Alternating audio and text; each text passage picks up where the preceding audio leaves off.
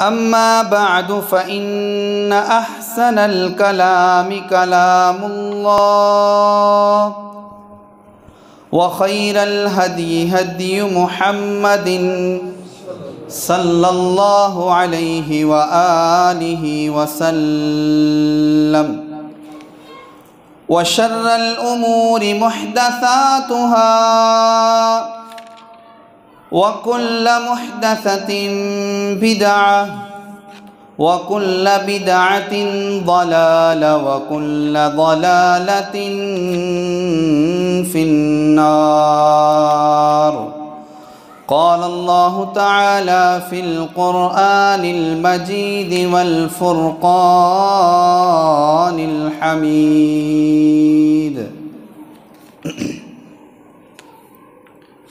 مثل الذين ينفقون أموالهم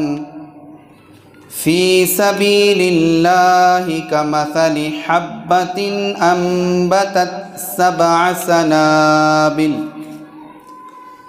في كل سنبلة 100 حبة والله يضاعف لمن يشاء والله واسع عليم. قال الله تعالى في المقام الأولى: الذين ينفقون أموالهم بالليل والنهار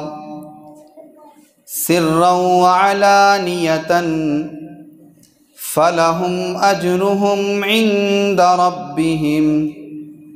ولا خوف عليهم ولا هم يحزنون. یا الہی، جب تک میرے جسم میں جان رہے میری یہ تمنا ہے کہ میرے لب پہ تیرا قرآن رہے، اور یہ تمنا ہے کہ اس دنیا میں کوئی کام کر جاؤں، اور یہ تمنا ہے کہ اس دنیا میں کوئی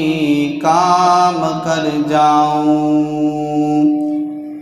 اگر توفیق ملے تو خدمت اسلام کر جاؤں۔ ہر قسم کی حمد و ثنا، تمام قسم کی تعریفات، تمحیدات، تسبیحات اللہ وحدہ لا شریک کی بابرکت ذات کے لیے خاص اور مختص ہے، جو کل کائنات کا خالق، مالک، رازق اور قابض بھی ہے۔ لاکھوں کروڑوں درود و سلام امام الانبیاء، حبیب کبریا، پیارے پیغمبر جناب محمد رسول اللہ صلی اللہ علیہ وآلہ وسلم کی ذات اقدسہ، مطہرہ، مشرفہ، مکرمہ۔ اللہ کی حمد و ثنا اور درود و سلام کے بعد رحمت اور بخشش کی دعا آل رسول، اہل بیت، اصحاب رسول رضوان اللہ علیہم اجمعین، تابعین اعظام، ائمہ اربع، ائمہ دین، علماء دین، بزرگان دین رحمہم اللہ تعالیٰ کے لیے، اور دعا ہے کہ اللہ جل جلالہ میری اور آپ سب کی جمعۃ المبارک کی حاضری اپنی بارگاہ میں قبول اور منظور فرمائے۔ سن سنا کر اللہ رب العزت کی ذات مجھے اور آپ سب کو عمل پیرا ہونے کی توفیق عطا فرمائے۔ واجب الاحترام بزرگوں، دوستوں، نوجوان ساتھیوں، نہایت ہی ادب و احترام کے لائق میری اسلامی روحانی ماں اور بہنوں، اللہ رب العزت کی ذات نے اپنے انسانوں کو مال و دولت عطا کیا ہے، کسی کو اللہ تعالیٰ نے کم دیا، کسی کو اللہ تعالیٰ نے زیادہ دیا، یہ اللہ رب العزت کی مرضی ہے، وہ جس طرح چاہے اس طرح کرتا ہے۔ لیکن اللہ رب العزت کی ذات نے جنہیں اللہ تعالیٰ نے ہی مال سے نوازا ہے، اللہ تعالیٰ انہیں درس دے رہے ہیں کہ میری راہ میں خرچ بھی کرنا ہے۔ انفاق فی سبیل اللہ کا اللہ تعالیٰ نے قرآن کریم کے اندر متعدد مقامات پر تذکرہ کیا۔ اللہ تعالیٰ نے اہل ایمان کو مخاطب ہو کر اس بات کا درس دیا کہ اگر اللہ رب العزت کی ذات نے آپ کو طاقت سے اس لحاظ سے نوازا ہے تو آپ نے کنجوسی نہیں کرنی، بلکہ اپنے مال کو اللہ کی راہ میں پیش بھی کرنا ہے۔ اللہ تعالیٰ نے اس انفاق فی سبیل اللہ کی بات کو سمجھانے کے لیے سورہ البقرہ میں ایک بڑی شاندار مثال دی ہے۔ میں نے آغاز میں تلاوت کیا اسے، مثل الذین ينفقون اموالهم فی سبیل اللہ کمثل حبۃ انبتت 7 سنابل فی کل سنبلۃ 100 حبۃ۔ اللہ رب العزت کی ذات مثال دے کر سمجھا رہے ہیں کہ آپ ایک دانہ لگاتے ہیں، اس ایک دانے سے 7 بالیاں نکلتی ہیں، اور پھر ہر بالی کے اندر اللہ تعالیٰ 100 دانہ دیتے ہیں۔ ایک دانے کے بدلے اللہ رب العزت کی ذات ہمیں 700 دانے عطا فرماتے ہیں۔ مزید بات کو سمجھانے کے لیے آپ کو دنیا کی مثال دیتا ہوں۔ مثال کے طور پہ ایک مالدار شخص اعلان کرتا ہے کہ جو فلاں شخص کو 100 روپیہ دے گا، میں اس بندے کو 700 روپیہ دوں گا۔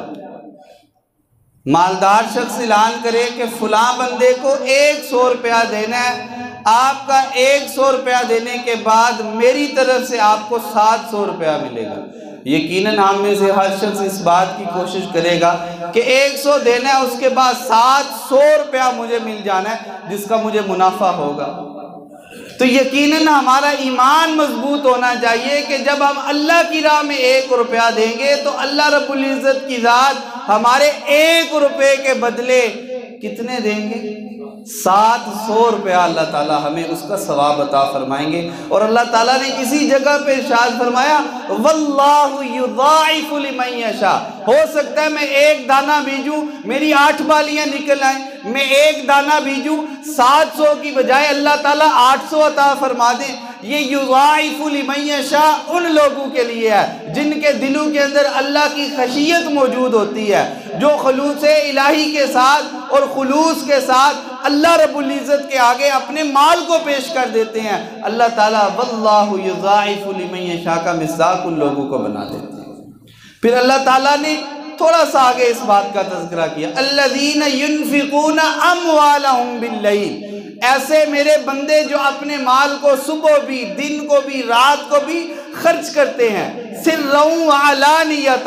پوشیدہ طور پر بھی اور ظاہری طور پر بھی دیتے ہیں۔ اللہ تعالیٰ نے فرمایا فَلَهُمْ أَجْرُهُمْ عِنْدَ رَبِّهِمْ وَلَا خَوْفٌ عَلَيْهِمْ وَلَا هُمْ يَحْزَنُونَ۔ اللہ تعالیٰ مال خرچ کرنے کی وجہ سے 3 انعام دے رہے ہیں۔ پہلا انعام فَلَهُمْ أَجْرُهُمْ، ان کے لیے اجر ہوگا اللہ رب العزت کے پاس۔ دوسرا انعام وَلَا خَوْفٌ، ایسے لوگوں پر قیامت کے روز کوئی خوف نہیں ہوگا۔ تیسرا انعام اللہ تعالیٰ کی طرف سے ملے گا وَلَا هُمْ يَحْزَنُونَ، اور نہ ہی قیامت کے روز وہ غمگین حال میں ہوں گے جو اپنے مال کو اللہ کی راہ میں خرچ کرتے ہیں۔ پھر مال کیسا دینا چاہیے اللہ کی راہ میں؟ یہ ابھی صرف ہم تمہیدی گفتگو کر رہے ہیں کہ انفاق فی سبیل اللہ کی اہمیت کتنی ہے اور اللہ تعالیٰ نے اسے بیان کس انداز سے کیا۔ اللہ تعالیٰ نے 4 سپارے کے آغاز میں اس بات کا تذکرہ کیا، لن تنالوا البر حتی تنفقوا مما تحبون، اس چیز کو میری راہ میں خرچ کرنا ہے جو آپ کو سب سے زیادہ محبوب ہے، جسے آپ سب سے زیادہ محبت کرنے ہیں۔ اللہ کی راہ میں اپنا بچہ دینا ہے نا۔ آج ہمارے معاشرے کے اندر پتہ کیا ہوتا ہے؟ جا کے مدارس کو دیکھیں، دینی مدرسے اور دینی جامعات کو جا کر دیکھیں، یا ایسی اکیڈمی کو جا کے دیکھیں جہاں پہ دین اسلام کی تعلیم دی جاتی ہے۔ جس کے 5 بچے ہیں نا، ایسا بچہ جو ذہن کا سب سے زیادہ کمزور ہوگا، ایسا بچہ جس کا ہاتھ لاغر ہوگا، جس کی جو ہے وہ زبان کو کوئی مسئلہ ہوگا، جس کی آنکھ کو کوئی مسئلہ ہوگا، جس کے پاؤں کو کوئی مسئلہ ہوگا، کہے گا کہ میں نے اپنے اس بیٹے کو اللہ کی راہ میں وقف کر دیا ہے، میں اسے قرآن کا حافظ اور دین کا عالم بناؤں گا۔ اس بات میں کوئی شک نہیں، یہ بہت بڑا عمل ہے، یہ نیکی کا عمل ہے، لیکن اللہ تعالیٰ تو درس دے رہے ہیں، لن تنالوا البر حتی تنفقوا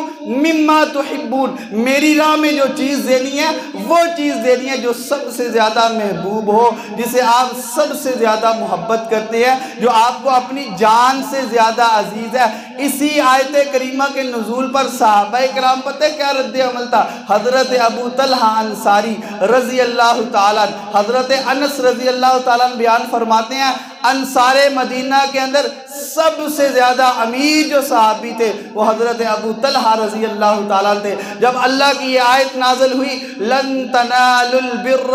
حتی تنفقوا مما تحبون، اللہ کی راہ میں اس چیز کو خرچ کرو جسے آپ سب سے زیادہ محبت کرتے ہیں۔ حضرت ابو طلحہ کے ایک باغ تھا اور رسول اللہ صلی اللہ علیہ وسلم اس باغ میں جایا بھی کرتے تھے، وہاں جا کر آپ صلی اللہ علیہ وسلم پانی بھی نوش فرمایا کرتے تھے، وہاں پہ جو پھل لگا ہوتا تھا آپ صلی اللہ علیہ وسلم اس سے بھی کھایا کرتے تھے۔ جب یہ آیت کریمہ نازل ہوئی، اللہ کے رسول صلی اللہ علیہ وسلم کے پاس وہ صحابی رسول آئے اور آ کر کہا، اے اللہ کے نبی صلی اللہ علیہ وسلم، اللہ تعالیٰ نے مجھے مال تو بڑا عطا کیا ہے، میں مدینہ کے ٹاپ تاجروں کے اندر بھی ہوں، میں مدینہ میں سب سے زیادہ امیر بھی ہوں، لیکن اللہ کے نبی مجھے جو سب سے زیادہ اپنا مال محبوب ہے وہ یہ باغ ہے، اور میں اپنے اس باغ کو اس آیت کریمہ کے بعد اللہ کی راہ میں خرچ کرتا ہوں۔ آپ صلی اللہ علیہ وسلم نے جب اس بات کو سنا، اپنے صحابی کے شوق کو دیکھا،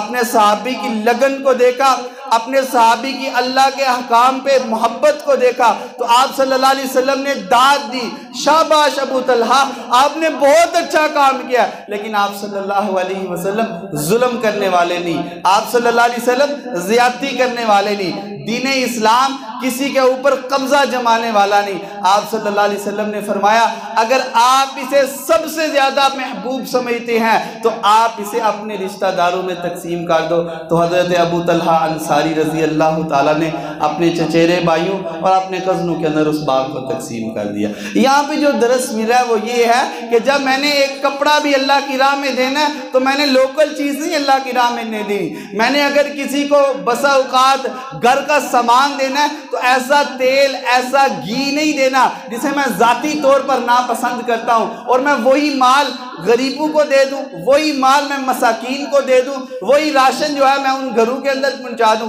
اللہ تعالیٰ ایسی چیزوں کو پسند نہیں فرماتے، بلکہ اللہ نے جو درس دیا اہل ایمان کو، اس چیز کو اللہ کی راہ میں خرچ کرنا ہے جسے آپ سب سے زیادہ محبوب سمجھتے ہیں۔ تو پھر حضرت رسول اللہ صلی اللہ علیہ وسلم کے صحابی رسول کا عمل بھی آپ نے دیکھا ہے۔ تو پہلی بات کا درس کہ ہم جب اللہ کی راہ میں خرچ کریں گے 1 روپے کے بدلے 700 روپیہ ملے گا۔ پھر دوسرا درس، اگر ہم دن اور رات کو ظاہری طور پر یا پوشیدگی میں ہم اللہ کی راہ میں خرچ کرتے ہیں تو 3 اجر ملیں گے، ایک اللہ تعالیٰ کی طرف سے ثواب، دوسرا خوف نہیں ہوگا، تیسرا غم نہیں ہوگا، اور چوتھا ہم نے جب اللہ کی راہ میں کوئی بھی چیز دینی ہے تو ایسی چیز دینی ہے جسے ہم سب سے زیادہ پسند کرتے ہیں، جو ہمیں سب سے زیادہ محبوب ہے۔ کیوں؟ رسول اللہ صلی اللہ علیہ وسلم کی حدیث ہے، بڑے بڑے اعمال ہیں، نماز پڑھنا، تہجد پڑھنا، اور حج کرنا، عمرہ کرنا، جہاد کے اندر جانا، ذکر اذکار کرنا، قرآن کی تلاوت کرنا،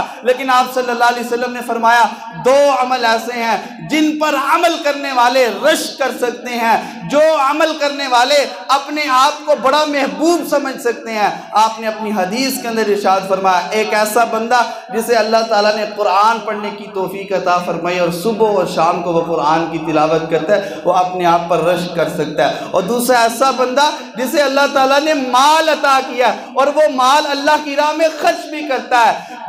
جس کے اندر احسان اور جتلانا نہ پایا جائے اور اس کے باوجود وہ اپنے اندر رشک لے آئے، تو آپ صلی اللہ علیہ وسلم نے فرمایا اس بات کا اسے کوئی حرج نہیں ہوگا۔ اور پھر نبی صلی اللہ علیہ وسلم کی وہ حدیث، آپ صلی اللہ علیہ وسلم نے فرمایا کہ دو فرشتے اللہ تعالیٰ آسمان سے زمین پر دنیا پر بھیجتے ہیں، دو فرشتے ہوتے ہیں، ایک کا کام ہوتا ہے دعا کرنا اور دوسرے کا کام ہوتا ہے بددعا کرنا۔ آپ صلی اللہ علیہ وسلم نے فرمایا ایسا بندہ جو صبح اللہ کی راہ میں مال کو خرچ کر دیتا ہے، فرشتہ اس کے لیے دعا کرتا ہے اللہ تعالیٰ اس کے مال میں، اس کے رزق میں، اس کی جان میں برکت عطا فرما۔ اور ایک ایسا بندہ جو کنجوسی کرتا ہے، جو اپنے مال کو اپنے پاس رکھتا ہے، جو اپنے آپ کو اپنے مال کو اپنے پاس سنبھال کے رکھتا ہے، فرشتہ اس بندے کے لیے دعا کرتا ہے کہ اللہ تعالیٰ اس کے مال کو اس کے لیے تباہ و برباد کر دے۔ مطلب کیا، مفہوم کیا؟ اللہ تعالیٰ ایسے بندے کے مال میں سے خیر و برکت کو ختم کر لیتے ہیں۔ وہ بہت کچھ ہونے کے باوجود اپنے آپ سے اس بات کا اظہار کرے گا کہ میرے پاس کچھ نہیں ہے،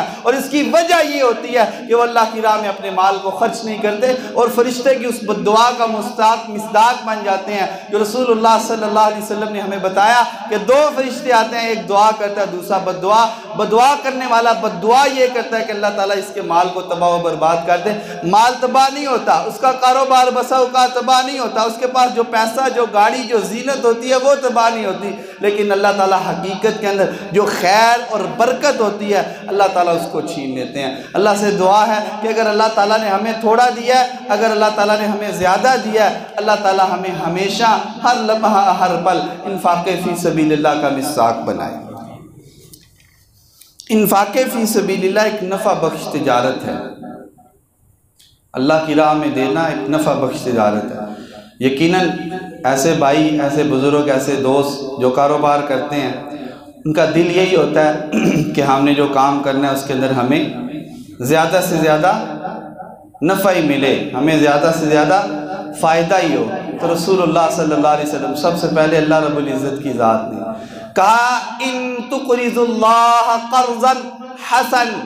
یہ اللہ کی راہ میں لوگ قرض دیتے ہیں جو اپنا مال خرچ کرتے ہیں۔ اللہ تعالیٰ نے اس بات کا قرآن مجید کے اندر 5 سے 6 جگہ پر تذکرہ فرمایا ہے، یہ اللہ کو قرض دے رہے ہیں اور ان کا یہ قرض انہیں فائدہ پہنچائے گا۔ دو صورتوں کے اندر، ایک ان کی نیکی کو اللہ تعالیٰ احسان میں تقسیم کر دے گا، احسان میں تبدیل کر دے گا، اور دوسرا اللہ رب العزت کی ذات نے ارشاد فرمایا کہ ایسے بندے جو اللہ کو قرض دیتے ہیں، قرض کیا صورت ہوگی؟ مساجد کو پیسے دیتے ہیں، مدارس کو پیسے دیتے ہیں، غریب اور مسکین کی مدد کرتے ہیں، کسی کی مشکل کو دور کرتے ہیں۔ ان تقرضوا اللہ قرضا حسنا، جب وہ اپنا قرض اللہ تعالیٰ کو دے دیتے ہیں، مساجد کو دے کر، مدارس کو دے کر، غرباء، مساکین اور یتامہ کی مدد کر کے، یا اپنے مال کو جہاد فی سبیل اللہ میں خرچ کر کے، تو اللہ تعالیٰ فرماتے ہیں کہ ایسے لوگوں کا قرض انہیں دنیا کے اندر بھی فائدہ دے گا، اور ان کا یہ قرض جو مجھے دے رہی ہے یہ نفع بخش تجارت ہوگی، دنیا کے اندر بھی اس کا فائدہ ہوگا، اللہ تعالیٰ اس کا اجر بھی بہت زیادہ دے گے،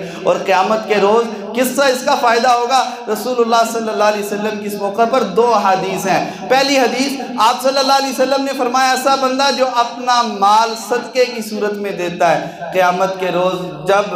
وہ سورج جو ابھی ہزاروں میل ہم سے دور ہے وہ 1 میل کے فاصلے پر ہوگا، آپ صلی اللہ علیہ وسلم نے فرمایا ایسا بندہ جو صدقہ و خیرات کرتا رہتا ہے، جو انفاق فی سبیل اللہ کرتا رہتا ہے، جو مساجد کی خدمت کرتا ہے، مدارس کی خدمت کرتا ہے، غرباء اور مساکین اور جہاد فی سبیل اللہ میں اپنے مال کو دیتا ہے، آپ صلی اللہ علیہ وسلم نے زبان نبوت سے ارشاد فرمایا ایسے بندے کا مال قیامت کے روز جب سورج 1 میل کے فاصلے پر ہوگا اس کا وہ خرچ کیا ہوا مال اس کے اوپر سایہ بن جائے گا۔ اور پھر رسول اللہ صلی اللہ علیہ وسلم نے مزید وضاحت فرمائی ایسا بندہ جو خفیہ طور پر صدقہ کرتا ہے اسے اللہ کے عرش کا سایہ نصیب ہو جائے گا۔ رسول اللہ صلی اللہ علیہ وسلم کی حدیث ہے 7 ایسے بندے جن کو اللہ کے عرش کا سایہ نصیب ہوگا، ان میں سے ایک یہ بھی ہوگا جو اللہ کی راہ میں خرچ اس طرح کرتا ہے کہ اس کے دائیں ہاتھ سے دیتا ہے تو بائیں ہاتھ کو پتہ نہیں چلتا، یعنی کہ خفیہ طور پر، پوشیدہ طور پر کسی غریب کی، کسی مسکین کی مدد کر دیتا ہے۔ تو یہ صدقہ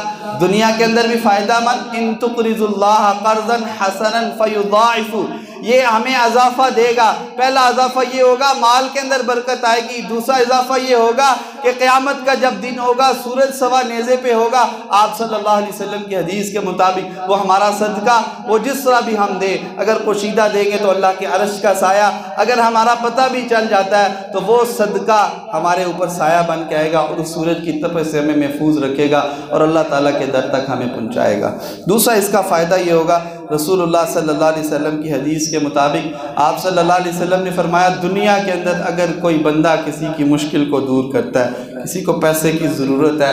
قرضے کے اندر ایک بندہ ڈوبا ہوا ہے ہمارا بھائی، وہ قرضہ اتار نہیں سکتا، اس کے بچے ہیں چھوٹے چھوٹے، وہ اتنا مال اپنے لیے کما نہیں سکتا کہ اپنے بچوں کو خوش کرے، لیکن ایک بھائی اٹھتا ہے، وہ کہتا ہے کہ میں اس کے بچوں کو پڑھاؤں گا۔ ایک بھائی اٹھتا ہے، اٹھ کے کہتا ہے کہ میں اس کے بچوں کے کپڑے ہمیشہ خرید کر اس کو دوں گا۔ ایک بھائی اٹھتا ہے، وہ کہتا ہے کہ میں اس کے گھر کے اندر ہمیشہ راشن دیتا رہوں گا۔ رسول اللہ صلی اللہ علیہ وسلم نے فرمایا، دنیا کے اندر اپنے اس بھائی کی وہ مشکل کو دور کرنا، ان تقرضوا اللہ قرضا حسنا، اللہ تعالیٰ کی طرف سے جو اچھا انعام ملتا ہے، آپ صلی اللہ علیہ وسلم نے فرمایا دنیا کے اندر اس کی ان مشکلوں کو دور جو کرتا رہے گا، اللہ تعالیٰ قیامت کے روز اس کی مشکلوں کو دور فرما دیں گے۔ یہ انفاق فی سبیل اللہ صحیح معنوں میں نفع بخش تجارت ہے۔ دوسری بات، یہ صدقہ، یہ خیرات دینے والے بندے آپ نے معاشرے کے اندر دیکھا ہوگا، اپنی زمین کی اتنی حفاظت نہیں کرتے ہوگے۔ میں اکثر ذاتی طور پہ خود یہ جو ہمارے موڑ پہ دو زمینیں اکٹھی ہیں، میں نے نہیں کبھی دیکھا، وہ میرے سننے میں یہ بات ہے کہ ہمارے گاؤں کا وہ بندہ بھی نہیں ہے جس کی وہ زمین ہے۔ میں اکثر اس کو دیکھتا ہوں جب سے ہوش سنبھالی ہے، نہ وہ یہاں پہ اس کی حفاظت کے لیے آتے ہیں اور نہ کبھی انہوں نے پانی دیا، اب شاید وہ دینا شروع ہو گئے ہیں، لیکن اس سے پہلے کی بات یہ ہے کہ وہ پانی بھی نہیں دیا کرتے تھے، لگا کے چلے جاتے تھے اور پھر واپس آتے تھے اور دانے لے کر چلے جاتے تھے۔ یہ انفاق فی سبیل اللہ کی ایک عمدہ مثال ملتی ہے۔ ایسے لوگ اللہ کی راہ میں خرچ کرتے ہیں اور یہ صدقہ ایسے لوگوں کی مدد کرتا ہے۔ کس طرح؟ رسول اللہ صلی اللہ علیہ وسلم کی حدیث ہے، حضرت ابو ہریرہ رضی اللہ تعالیٰ نے ارشاد فرماتے ہیں، رسول اللہ صلی اللہ علیہ وسلم نے ہمیں ایک دفعہ ایک حدیث سنائی، ہم سن کر ایک دفعہ حیران بھی ہو گئے۔ کیا حدیث؟ ایک بندہ پہاڑوں کی طرف سفر کرتا ہوا جا رہا ہے، اچانک اس کی نظر آسمانوں پہ پڑتی ہے، آسمان سے بادل بولتے ہیں کہ اے بادل کے ٹکڑے فلاں جگہ پہ جا کے فلاں بندے کی زمین پہ جا کے برس۔ وہ بندہ جب سنتا ہے کہ یہ بادل بات کر رہے ہیں، وہ اس بادل کے پیچھے چلتا ہوا جاتا ہے، اس نے ایک جگہ بنی ہوئی ہے، وہاں پہ جا کے، باقی ساری زمینیں آس پاس میں موجود ہیں، دائیں بھی، مشرق، مغرب، شمال، جنوب میں زمینیں موجود ہیں، وہاں پہ بارش نہیں ہو رہی، بس وہ ایک پتھر کا ایک ٹکڑا ہے۔ رسول اللہ صلی اللہ علیہ وسلم نے ارشاد فرمایا وہاں پہ بارش برستی ہے، آگے ایک نالی بنی ہوئی ہے، وہاں سے پانی جاتا ہوا آگے جا رہا ہے۔ وہ بندہ کہتا ہے میں اس پانی کے پیچھے جاتا گیا۔ رسول اللہ صلی اللہ علیہ وسلم نے فرمایا وہ بندہ، وہ صاحب جو اس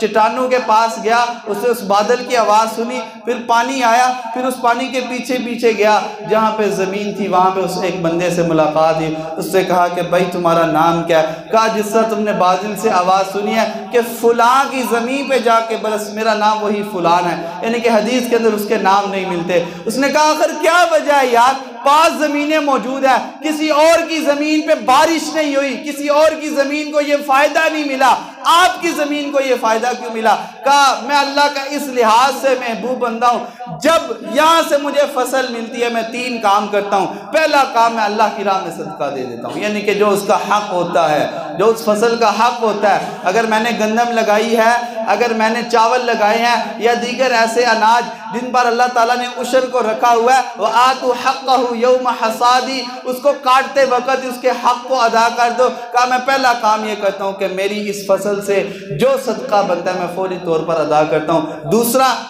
میں یہ اپنا مال اپنے پاس نہیں رکھتا بلکہ اپنے بیوی بچوں کو صحیح معنوں کے اندر ان پر خرچ کرتا ہوں۔ اور تیسرا اس بندے نے کہا کہ دوبارہ اس سے جو اناج حاصل ہوتا ہے میں اسی پر ہی لگا دیتا ہوں، یعنی کہ جو آگے ضروریات ہوتی ہیں وہ میں اسی سے ہی نکال کر پھر اسی پہ پورا کر دیتا ہوں۔ یہی مجھ پہ اللہ کا فضل اور کرم ہے، جس وجہ سے یہ اسی طرح کہتا ہے کہ بادل آتے ہیں، ہر سال اسی طرح ہی ہوتا ہے، جب مجھے بارش کی ضرورت ہوتی ہے بارش آتی ہے پانی لگتا ہے زمین کو اور میری فصل اسی طرح ہوتی جا رہی ہے اور میں اپنی زندگی کو اسی طرح گزارتا جا رہا ہوں۔ بات بتانے کا حقیقت کے اندر جو یہاں پہ مقصد ہے، اس حدیث سے جو مسئلہ ہمیں سمجھ آتا ہے، آپ صلی اللہ علیہ وسلم کے فرمان سے جو ہمیں پیغام مل رہا ہے وہ یہ ہے کہ ہم نے اللہ کی راہ میں اپنا مال خرچ کرنا ہے۔ جب ہم اپنے مال کو اللہ کی راہ میں خرچ کریں گے تو اللہ رب العزت کی ذات ہماری مدد فرمائے گی، اللہ رب العزت کی ذات ہمارے مال کی حفاظت فرمائے گی، اللہ تعالیٰ ہماری فصلوں کی حفاظت فرمائے گی، اللہ تعالیٰ ہمارے ہر قسم کی حفاظت فرمائے گی جب ہمارے اندر یہ چیز شامل ہو جائے گی۔ اگلا یہاں پہ عنوان، پہلی ہم نے بات سنی انفاق فی سبیل اللہ کی اہمیت قرآن و حدیث کی روشنی میں، دوسرا اس کا ثواب کیا ہے، پھر اس سے نفع بخش ایک تجارت ہے،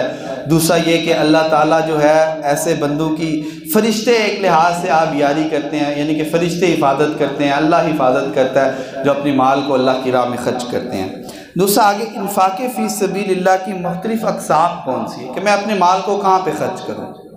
قرآن و حدیث کا اگر مطالعہ کیا جائے تو چند شقیں اللہ رب العزت کی ذات نے اور چند صورتیں رسول اللہ صلی اللہ علیہ وسلم نے ہمیں بتائی ہیں جہاں پہ ہم انفاق فی سبیل اللہ کر سکتے ہیں۔ اس میں سے پہلی چیز ہے تعمیر مساجد کی تعمیر کرنا۔ اللہ تعالیٰ نے قرآن کے اندر